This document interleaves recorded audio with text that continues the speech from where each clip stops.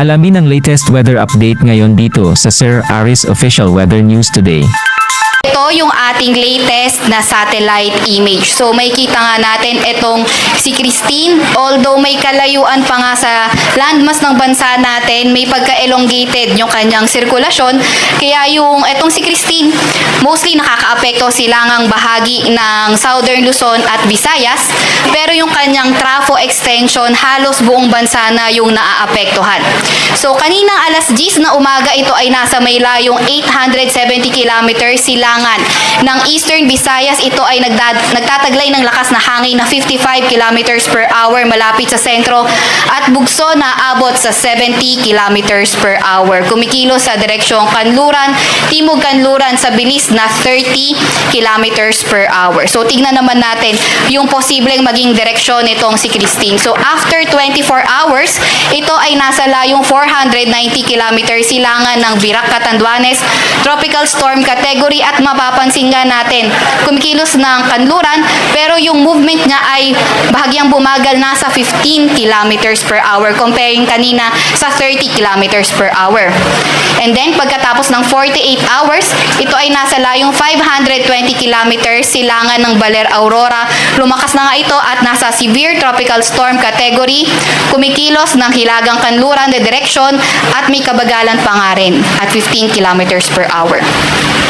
After 72 hours, lumalapit na nga ito sa landmass, mostly ng Northern Luzon area, nasa layong 520 kilometers silangan ng Baler Aurora, severe tropical storm category at 15 kilometers per hour ang movement. So, mag-dive deeper na nga tayo sa magiging direksyon nitong si Christine. So, etong area na to, itong yellow circle na to, ito yung may mga malalakas na hangin, at least 39 kilometers per hour. At etong white area na naka-enclose, ito nga yung tinatawag nating area of probability. So kapag nagkaroon ng shift northward or southward yung bagyo, dito posibleng mapunta yung sentro ng bagyo. So may kita nga natin, although posibleng Northern Luzon yung kanyang maging landfall, pero dahil nga sakop ng area of probability natin itong Central Luzon, kailangan pa rin natin maghanda. And then may kalayuan, kaya habang tumatagal yung araw ay lumalaki yung area of probability.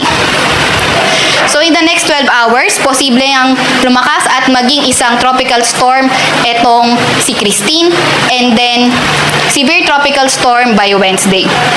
Typhoon category by Thursday evening or Friday morning bago ito maglandfall sa northeastern portion ng Cagayan. Pero kagaya nga na nabanggit natin kanina, kailangan pa rin maghanda ng mga kababayan natin na nasa loob ng area of probability dahil posibleng tumama or mapunta sa kanila yung sentro ng bagyo na itong si Christine. At ayun nga, kagaya na nabanggit din natin kanina, posible maglandfall sa may Northern Luzon Thursday evening or Friday morning, and then further intensification ay posible dahil nga favorable yung environment. So, dahil malayo pa nga yung ngayon ay Monday pa lang at posibleng landfall is Friday, so posible pa nga rin magkaroon ng mga pagbabago sa track na forecast ito. And also, emphasize lang natin na habang nasa papalapit ito na ating landmass ay posible itong bumagal, kaya mararamdaman talaga natin yung mga bugso ng malalakas na hangin, pati na rin yung mga malalakas na ulan. Yung ating mga kasamahan naman sa Regional Services Division maglalabas ng mga rainfall advisory, thunderstorm advisory, o hindi kaya heavy rainfall warning kung kinakailangan. Meron din tayong nakataas na tropical cyclone wind signal dahil kay Christine.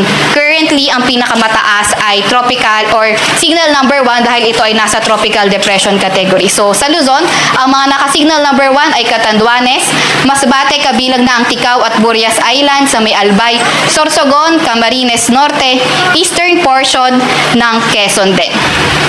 Kabilang na nga din ang Camarines Sur. Sa Visayas, naka-signal number 1 din ang Eastern Samar, Northern Samar, Samar, Leyte, sa may Biliran at Southern Leyte, at sa Mindanao, ang mga nakataas na signal number 1 ay sa may Dinagat Islands, Siargao, or Surigao del Norte kabilang na ang Siargao at Brocas Grande Islands.